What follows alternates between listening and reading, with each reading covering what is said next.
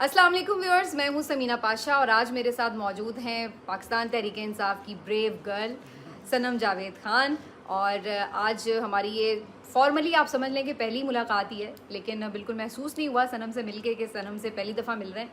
तो आइए ज़रा आज इनसे थोड़ी चिट चैट करते हैं और इनके फ्यूचर प्लान्स का भी ज़रा जानने की कोशिश करते हैं। सनम कैसी हैं आप? मैं बिल्कुल ठीक हूँ, आप कैसी हैं समीना? बिल्कुल ठीक ठाक। तो कितना पढ़ी हुई हैं सनम? मैंने मास्टर्स किया हुआ है हिस्ट्री में। अच्छा, हिस्ट्री में? मेरे अब्बू कहते हैं कि मेरी बेटी ने हिस्ट्री में तारीख में मास्टर किया मगर तारीख से कुछ नहीं सीखा। तो आगे आपने कभी, जाहिर है पहले तो नहीं सोचा हुआ था कि पॉलिटिक्स में जाना, अब आपने इसको एज करियर ऑप्ट कर लिया है कि पॉलिटिक्स ही करनी है?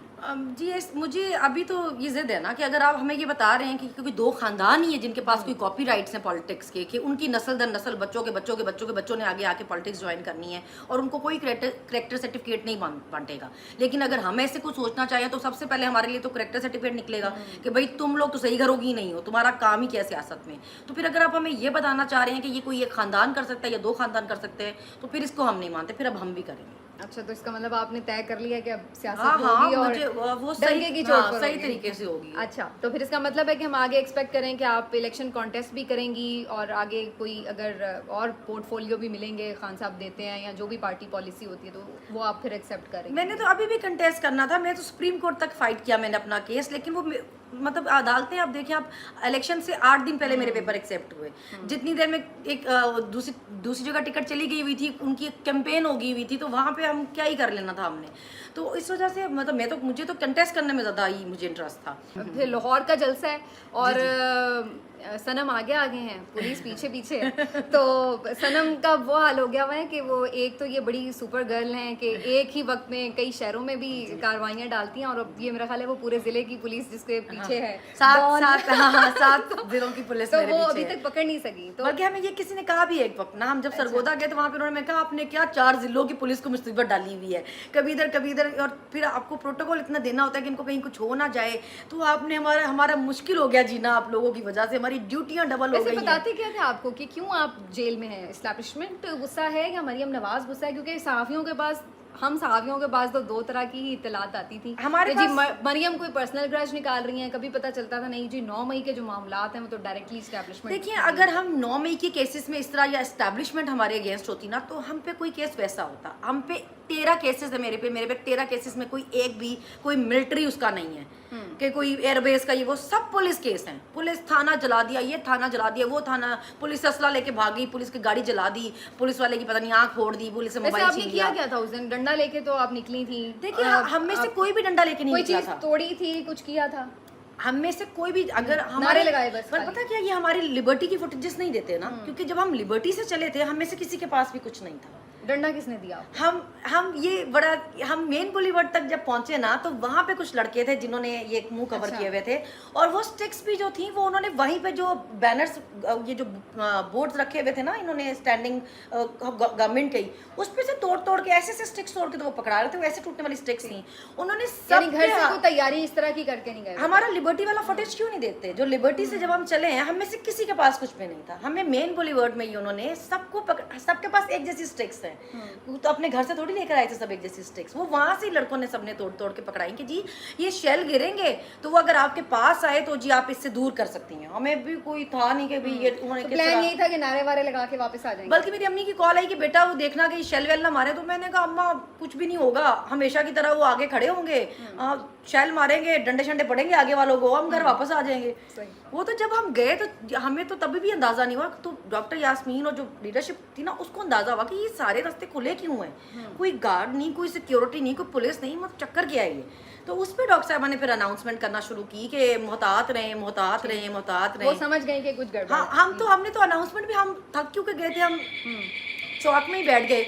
तो जब हम बैठे वहाँ पे तो हमने जब अनाउंसमेंट सुनी ना तो हम बड़े एक्साइटेड हुए, हमने कहा ये हो क्या रहा है, हम भी जरा देखे डॉक्टर साहब कह रही हैं, आखिर कौन सा घर, किसके घर में लोग घुस गए हैं। तो हमें तो ये भी नहीं पता था कि किसके घर में घुस गए किसके घर में नहीं। अब अच्छी तरह लेकिन पता चल चुका है। अब तो अच्छा अभी भी हम कंफ्यूज हैं, हमें अभी भी नहीं पता कि वो कोर कमांडर हाउस है कि जिन्ना हाउस है। हम अभी भी वैसे खतरनाक स्टेटमेंट है, ये कंफ्यूजन दूर करने के लिए ना कोई और मुकदमा बन जाए। लेकिन सनम, लाहौर का जलसा क्या लग रहा है आपको, हो पाएगा या नहीं हो पाएगा? देखिए मुझे तो ऐसा लगता है कि जितना जुल्म यहाँ पे पंजाब में हुआ, लाहौर में हुआ, ये जो 8 फरवरी को लोग निकले ना, ये उसका रिएक्शन था।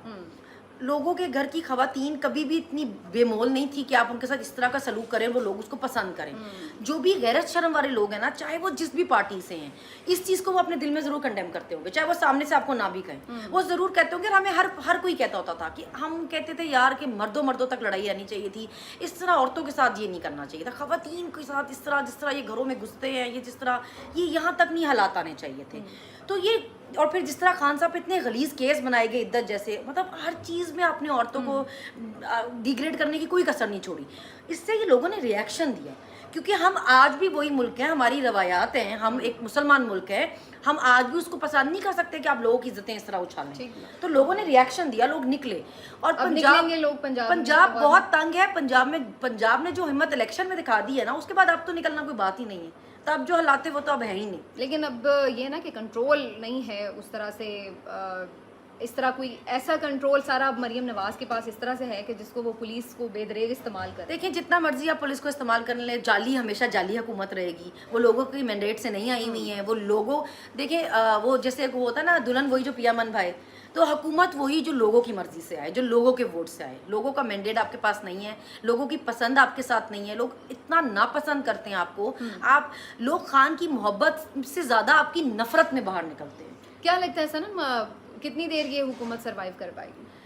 देखिए, ज़बरदस्ती आप बैठे हैं तो ज़बरदस्ती जो जितनी देर बैठ गया उतनी देर भी नहीं बैठना चाहिए था। अगर आप में, मुझे तो हैरत है कि अगर आप कहें कि हम एक आप सोचें अभी कि आप एक जो आप ये आप तरमीम करने लगे थे कि पेपर्स तक इन्होंने खुद तैयार नहीं किए थे, इनको बने हुए आए हैं, और वो बड़े फख्र से बता रहे हैं कि हमने मसवदा वो जो भी है वो तो पढ़ा ही नहीं। तो भाई, आपकी ये अगर वैल्यू हो कि आप अपने एक तरमीम अपने मर्जी से ना कर सकते हो, तो थोड़ी सी शर्म करें और घर चले जाएं। आप सियासी पार्टी बनते हो तो इतनी क्या डेस्परेशन हो आपको कि आपको लाजमी हुकूमत में बैठना है, चाहे जैसे मर्जी बैठना पड़े, चाहे फॉर्म 47 पे बैठना पड़े। तो आपको लगता है कि ये बैठेंगे, जितनी देर बैठा जाएगा? देखिए, जो अंदाजा तो कुछ होगा ना कि अब लग रहा है कि बज़ाहिर ये कुछ लोग कहते हैं इस साल के एंड तक। खान साहब वैसे कब बाहर आएंगे? अवाम इतनी, देखिए अवाम समीना इतनी सख्त तंग है। आप लोगों के घरों के हालात देखिए, लोग खुदकुशियां कर रहे हैं, बिल नहीं दिए जा रहे, बच्चों की उस तरह से इतनी बड़ी तादाद में, कोई करोड़ों की तादाद में बाहर भी तो नहीं निकले ना कि जिससे कोई हुकूमत के ऊपर प्रेशर आ जाए। वही निकलने भी नहीं दिया गया, ये बात भी दुरुस्त है, लेकिन उसके बावजूद बहुत सारे निकले भी हैं। देखिए, एक वक्त था कि खान साहब कहते थे कि मतलब आप लोग बचे ना, आप लोग एहतियात करें, जिस तरह क्योंकि ये गायब करते हैं, लापता कर देते हैं, जबरी गुमशुदा कर देते हैं। तो अभी तो खान कहता है कि निकलें, अभी तो पानी सर के ऊपर से गुजर गया, अगर अभी भी नहीं निकलेंगे तो कब निकलेंगे? तो अभी तो खान नहीं कह दिया। आपको लगता है लोग बड़ी तादाद में निकलेंगे तो ये गवर्नमेंट भी गिरेगी और इमरान खान भी बाहर आएंगे? खान तो बाहर आएगा, उसमें तो केसेस सारे जाली है, वो तो जब अदालतों ने हिम्मत कर ली वो तो बाहर होंगे। खान पे तो ऐसे केसेस नहीं है कि आप उनको चला सकें। अगर जजेस हिम्मत कर जाएं तो खान तो कल ही बाहर आ जाएंगे, लेकिन लोग निकलेंगे। रोई कब सनम? कभी रोई जेल में या कुछ? कभी कोई ऐसा कमजोर लम्हा? लोगों को इस बात में मेरे से बहुत मसला होता था कि आखिर ये क्यों नहीं रोती है। अच्छा, बाकी रोते थे? तो होता मसला ये था कि डॉक्टर साहब फिर मेरे मिसालें देती होती थी ना कि जी सनम को देखो, सनम को देखो, सनम को देखो, तो उससे भी लोग बड़ा चिढ़ते थे कि भाई। और ये बात वैसे ठीक है, आप सही कह रही हैं। अक्सर हम लोग ये देखते थे कि ये चीज़ ज़्यादा डिस्कस होती थी कि मतलब जेल में तो रह रहे हैं, आ रहे हैं, जा रहे हैं, वो तो बहुत सारे लोग कर लेते हैं, लेकिन इस तरह जेल काटना कि जेल फील ही ना हो, और वो भी एक ऐसे बंदे के लिए जो कभी जेल था ना, जिसने कभी देखी ना हो, एक नॉर्मल आप लाइफ गुजार रहे हैं, हाउस वाइफ हैं या अपना नॉर्मल रूटीन का काम कर रहे हैं, और उसमें फिर अचानक एक डिफरेंट, तो उसको इतने हौसले और हिम्मत से, ये वाकई एक डिफरेंट बात थी, और इसीलिए मेरा ख्याल है वो सब। देखिए, जैसे मैंने आपको कहा कि एक जिद थी, ये चाहते थे कि ये हमें साबित करना चाहते थे, हमारे लिए मुश्किलात पैदा करना चाहते थे, ये चाहते थे कि जेलें हमारे लिए मुश्किल कर दें। हम जितनी दफ़ा आए, हम हंसते मुस्कुराते आए, हमने इनके मुंह पे, हमने सिस्टम के मुंह पे अपनी तरफ से जवाब दिया कि आप हमारे लिए मुश्किल करना चाहते थे, हमने ये जेलें आपके लिए मजाक बना दी। हमने ऐसे कर दिया कि लोगों को बताया कि अगर हम जेलें इस तरह काट सकते हैं, आप भी काट सकते हैं। हमारा कुछ नहीं गया, जो एक्सपोज हुआ वो सिस्टम हुआ। बहुत बहुत शुक्रिया आपका सनम, थैंक यू सो मच, आपने आज वक्त भी दिया हमें।